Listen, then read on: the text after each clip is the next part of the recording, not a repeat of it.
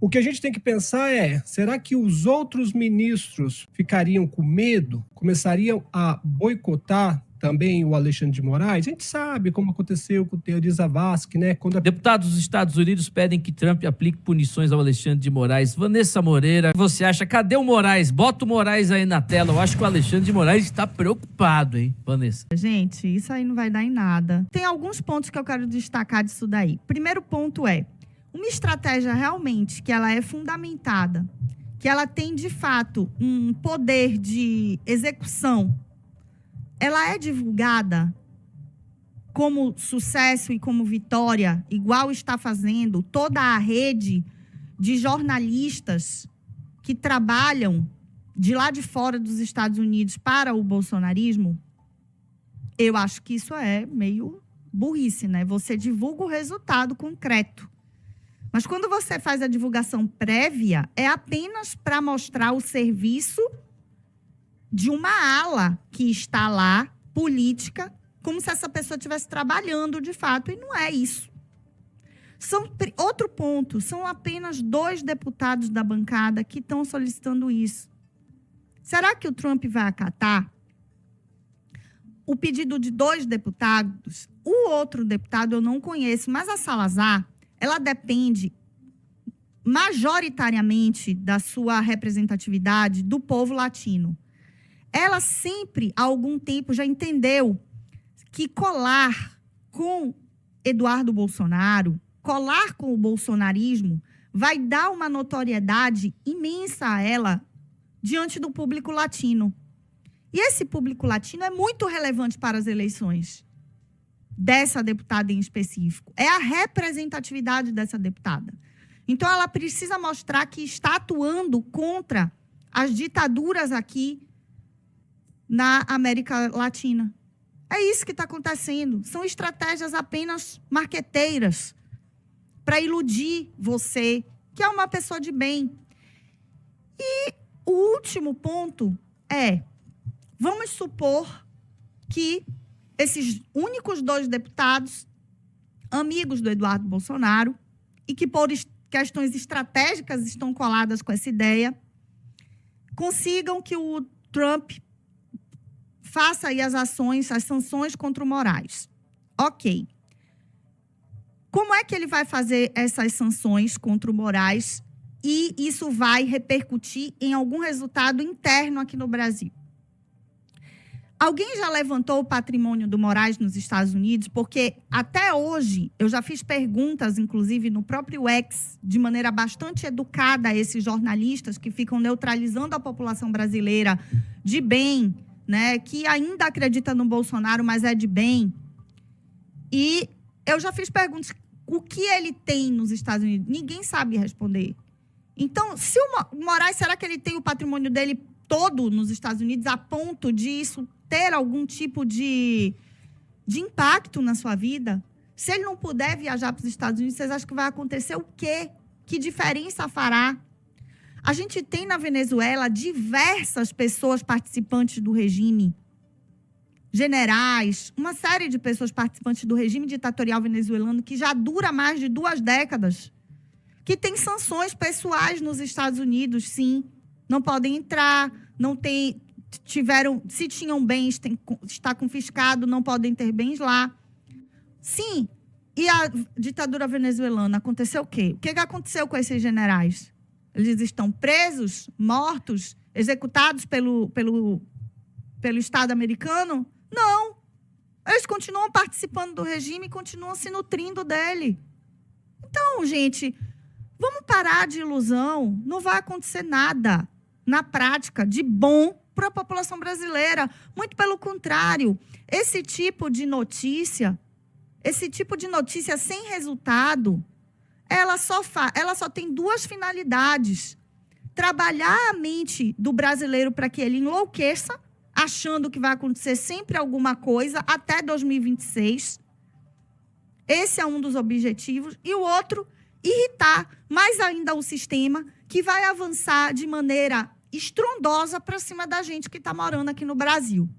É só isso. O que a gente tem que pensar é, será que os outros ministros ficariam com medo? Começariam a boicotar também o Alexandre de Moraes, a gente sabe como aconteceu com o Teori Zavascki, né? Quando a pessoa começa a ser muito peso para o sistema, o próprio sistema acaba abandonando ele. Se houver realmente a lei aplicada sobre o Moraes, a gente tem que entender que ele vai ter a vida dele normal aqui no Brasil? Sim. Só que talvez outros ministros fiquem com uma pulga atrás da orelha e falam, ó, não dá. Eu tenho um monte de coisa lá, o Barroso tem escritório nos Estados Unidos, outros ministros também têm coisas pelo mundo, o Gilmar Mendes vive indo para a Europa. Então, se acontecer com o Alexandre de Moraes, pode ser que comece a mudar algumas coisas. Mas, como a própria Vanessa falou, são apenas 2 parlamentares. Esses dias, se não me engano, o Girão protocolou um impeachment contra um Gonê, né? Pedido de impeachment contra o Gonê. É isso que está acontecendo nesse momento.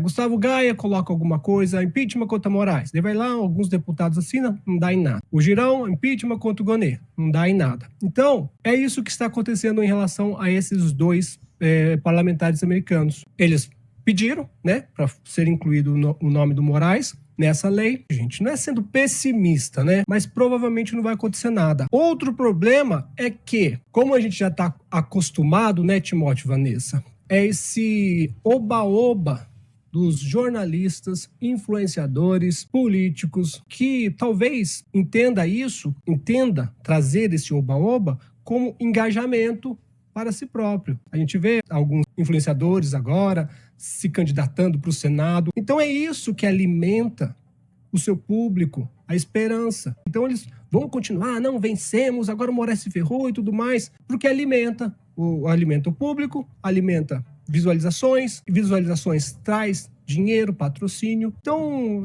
é praticamente o trabalho deles enrolar o povo a benefício próprio. Só para concluir, o meu otimismo em relação a isso, Timóteo e Vanessa, é que canais como o meu, como a Brado, como alguns outros que estão ressurgindo e falando as coisas do Bolsonaro, que hoje me chamam de esquerdista o tempo todo, esquerdista, comunista, o meu otimismo é saber que as pessoas vão, dia após dia, ouvindo bravatas, ouvindo mentiras, ouvindo ilusões e vão cansando. E daí o que acontece? Elas vão começar a procurar pessoas que estão falando desde sempre a verdade. Eu vi um vídeo do Timóteo de 2022, ele já falando pro pessoal sair da porta dos quartéis, acabou, só que tinha gente que não, vai dar alguma coisa. Então as pessoas, mesmo ainda atrás do Bolsonaro, atrás desses jornalistas, influenciadores, agora vou parafrasear a Vanessa, canalhas, eles vão perdendo, o povo vai acordando e conforme vão passando os dias, eles vão seguindo pessoas que estão pelo menos tentando falar a realidade. Perfeito, Pablo. E tem uma outra coisa que eu queria falar.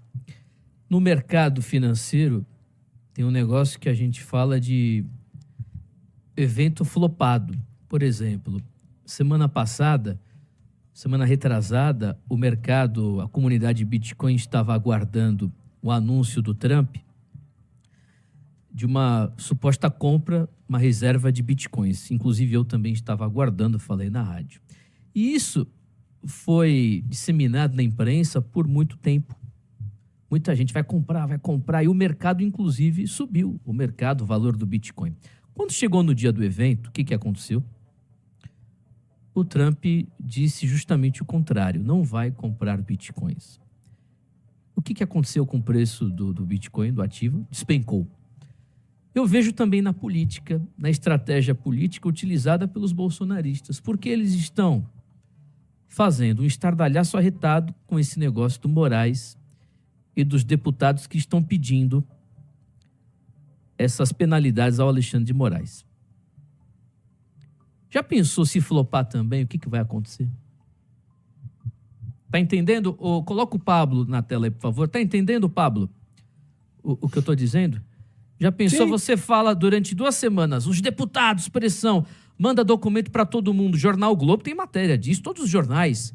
E aí vai o Trump e o Marco Rubio, eles não falam nada, não respondem nada. Mas... como é que o mercado vai responder isso? Falando do mercado, você vai ter o ativo despencando. O ativo, na verdade, a esperança e a credibilidade deles ficará muito, muito pior. Muito mais Exatamente. desgastada. Perante, inclusive, aos inimigos, que vão dar risada disso e voltarão com mais força. Entendeu, Vanessa Moreira? Mas só vai ficar, Timóteo, ruim para eles perante os inimigos. Porque eles já vivem de uma massa que participa, de fato, ali, de uma seita satânica. Então, essas pessoas, elas estão já neutralizadas pelo ídolo. Elas não têm mais, elas não se importam mais com a verdade. Elas se importam com o que é dito a elas. Olha, para mim, seria muito mais fácil. Quando eu vi essa notícia, eu falei assim, olha, eu acho que hoje eu vou mudar um pouco, porque eu estou cansada. É contra o humano você ser xingada o tempo inteiro. Eu não me importo com isso, eu vivo bem com isso, porque eu saio daqui e eu esqueço. Mas é contra a natureza humana você viver de rejeição, certo? É um saco.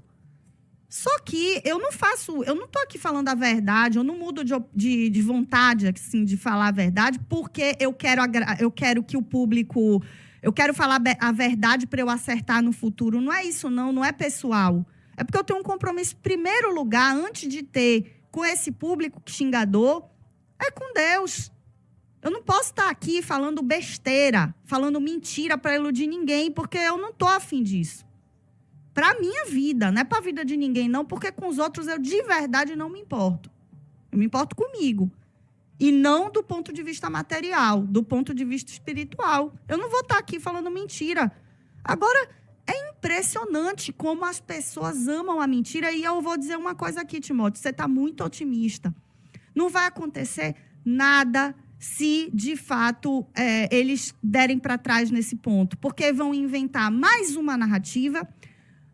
Esses jornalistas aí que estão nos Estados Unidos, usando da sua condição de vítima, vão continuar inventando mentiras na internet e vão continuar neutralizando para a próxima narrativa. É igual a esquerda faz. Mas eu estou dizendo que eles não cairão somente... Tá, eu concordo contigo. Não vai cair a credibilidade. Perante o público, não. Mas eu estou dizendo principalmente perante os inimigos. Mas os inimigos já ridicularizam eles há muito tempo. Não, eles estão aguardando. A expectativa, você tem uma alta expectativa. Quando chega a notícia e não atende a sua expectativa, você é derrubado. Perante os inimigos, eles serão derrubados. O povo, eu concordo contigo. Uma parte vai ficar insatisfeita, sempre tem isso. Mas os inimigos se sentirão mais fortalecidos. Acontece isso desde 2020, 2019, quando o Bolsonaro bravateava, falava e não fazia. Gerava expectativa e não cumpria.